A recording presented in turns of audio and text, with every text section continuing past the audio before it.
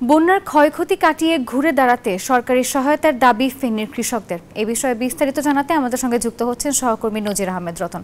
যুক্ত হচ্ছি রতনের সাথে। রতন, জানতে চাচ্ছিলাম, আমরা দেখতে পাচ্ছি ক্যামেরার চোখ দিয়ে যে আপনার পিছে বেশ খানিকটা মাঠ আসলে পানির নিচে। চাষিরা কি বলছেন এবং এই বিষয়ে ক্ষয়ক্ষতি কাটাতে কি এখনো পর্যন্ত প্রশাসন কোনো উদ্যোগ নিয়েছে?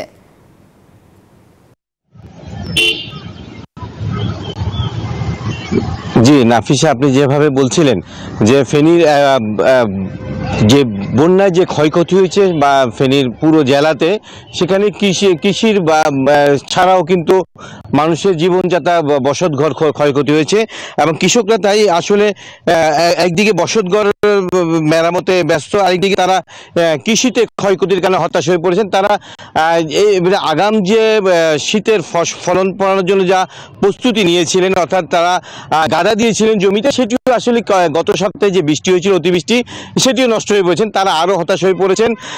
আমরা কৃষি সম্প্রসারণ অধিদপ্তরের সাথে কথা বলেছি। তারা বলেছেন যে কৃষকদেরকে প্রণোদনা দেওয়া হবে, যে এই যে সবজি চাষের জন্য কিংবা যে আগাম ধান চাষের জন্য তাদেরকে প্রণোদনা দেওয়া হবে। তবে কৃষকদের দাবি তারা বলছেন যে যদি প্রণোদনা যেন খুব শীঘ্রই দেওয়া হয় এবং পাশাপাশি তারা যে কৃষি ঋণগ্রস্ত হয়ে পড়েছেন, এই ঋণ যেন মৌকুবের জন্য অর্থাৎ সুদ কমানোর জন্য তারা দাবি জানিয়েছেন এবং পাশাপাশি যারা কৃষির জন্য আবার যেন পুনরায় তাদেরকে সহজ শর্তে ঋণ দেওয়া হয়, সেটি তারা দাবি করেছেন।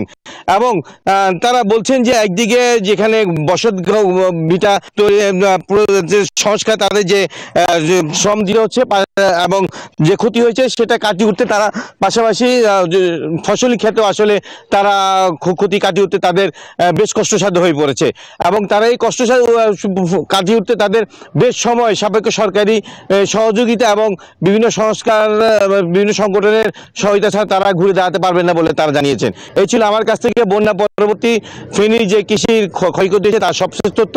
ফিরে যাচ্ছে স্টুডিওতে নাফিসা আপনার কাছে। রতন, আপনাকে ধন্যবাদ।